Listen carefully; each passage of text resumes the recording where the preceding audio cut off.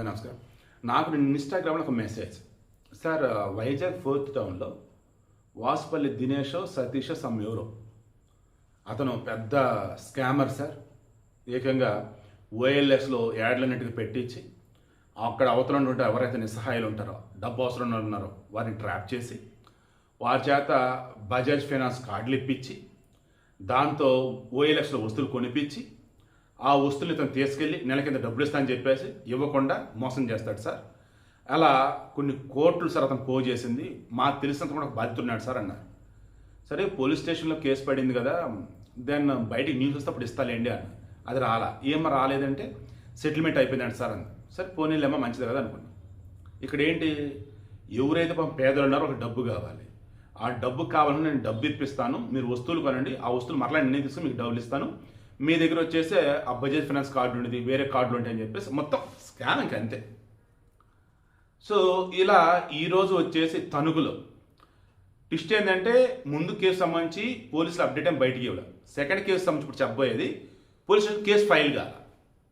తణుకు స్నేహలత దుర్గాప్రసాద్ దంపతులు అనుకుంటా, సేమ్ రెగ్యులర్గా ఏపీలో దొరుకుతున్న స్కామే ఇది. అసలు మరి జనాలు అసలు ఎట్టగడుతున్నారా నాయన, ఎన్నిసార్లు మోసపోతారా?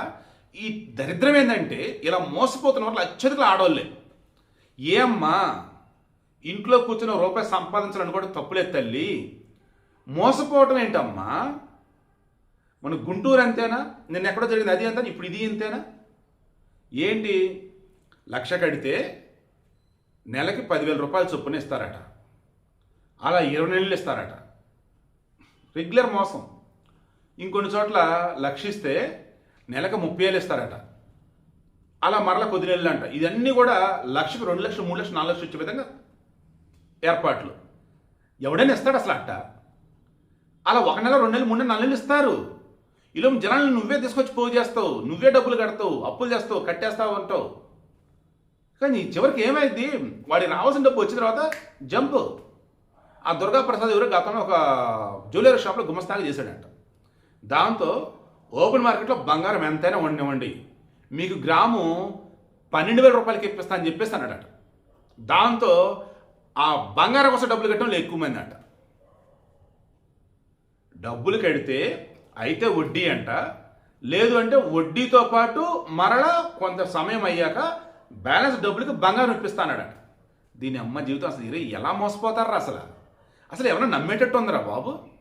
నాకు బాగా గుర్తు, నాకు బాగా తెలిసిన వాళ్ళు 2008 నాది MBA అయిపోయింది, 9, 10, 11 అయితే 2009, 10 కానీ 2010, 11 కానీ ఒక రియల్ ఎస్టేట్ సంస్థ ఆమనగల్లి దాటాక గండి మైసమ్మ ఏదో ఊరు వస్తుంది శ్రీశైలం రూట్లో, అక్కడ ఒక వెంచర్ లాంటిది. అందులో వీళ్ళకి ఫ్లాట్ ఇస్తారు, రిజిస్ట్రేషన్ తర్వాత చేస్తాడు. చూడండి, ఫ్లాట్ ఇస్తాడు, రిజిస్ట్రేషన్ తర్వాత చేస్తాడు. ఈలోపు నువ్వు 1,00,000 కడితే నీకు నెలకు వచ్చేసి 5,000 ఇస్తాడు, అలా నీకు 20 నెలలు ఇస్తాడు. ఓకేనా? నెలకు 5,000 ఇస్తున్నాడు. ఓకే, 20 నెలలకి 25 కదా 1,00,000, నీ డబ్బు అంతా వస్తుంది 20 నెలలకి.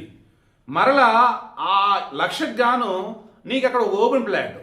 నే అన్న సమస్య లేదు, చీటింగ్ అంటే లేదు, తార్నాకల ఆఫీస్ ఉంది, సుమానే బ్రాండ్ అంబాసిడర్ ఉన్నారు, మోసం వద్దు అన్న.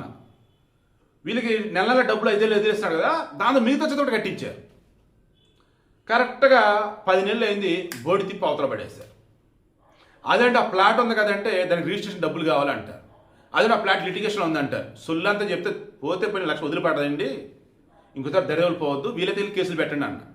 వీళ్ళకి సరైన ప్రూఫ్లు ఏమీ లేవు. సో తెలిసిన వాళ్ళు, తెలియనోళ్ళు, డబ్బున్నోళ్ళు, పేదోళ్ళు, ఒరే మీ అత్యాసలు తగలయ్యి ఆడోళ్ళు, మగోళ్ళు, అరే ఎంతమంది ఇలా మోసపోతారు, ఎన్నిసార్లు మోసపోతారు? అరే మొన్న కదా గుంటూరులో మోసం, ఒక కంపెనీ పెట్టాడు, 1,00,000 కడితే నెలకు 10,000 చొప్పున ఇస్తున్నాడు. ఏంది మరలా నీకు అలా 20 నెలలు ఇస్తాడు. అంటే 20 నెలలకి నీకు వచ్చేదంతా 2,00,000, నువ్వు కట్టేదంతా 1,00,000. యాడ్చి పట్టుకొస్తాడు రాడు. అంతెందుకు స్వామి, నిన్న మంగ్లీ కేసు సంబంధించి అదే కదా, ఆ మైక్రో ఫైనాన్స్ అంటూ డబ్బులు 1,00,000 కడితే నెలకి ఎంత ఇస్తూ నీ డబ్బులు మొత్తం ఇచ్చాక మరలా డబ్బులు ఇస్తామన్నట్టు. అదేనా ఆ రమావతి మధు ఆ బ్యాచ్ అంతా ఇదేనా చేసింది? ఇక్కడ కూడా అమాయకులకు డబ్బులు కట్టింది. మీ మోసపోవడం తగలయ్యా, బుద్ధి బుర్ర జ్ఞానం ఉందా? అచ్చేసి అద్దు పొద్దు లేదా? ఎలా మోసపోతారు, ఎన్నాళ్ళు ఇలా మోసపోతూనే ఉంటారు.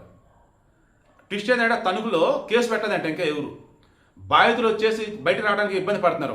వాళ్ళ పొరుగు ఎక్కడ పోయిద్ది అని. ఒక ఆమె మాత్రం 40 లక్షలు గడిచిందండి మహాతల్లి ఏకంగా.